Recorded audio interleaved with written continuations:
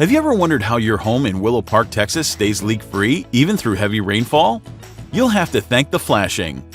Flashing is a thin layer of material that shields the edges and joints of your roof. It is installed in the most vulnerable areas, such as around chimneys, vents, and skylights, where rainwater can easily sneak in and cause damage. It works like a cover that seals the potential problem spots and redirects the water toward your gutter, extending your roof's lifespan. By keeping the water out of these leak-prone spaces, you'll enjoy a dry, protected home when your flashing is installed correctly.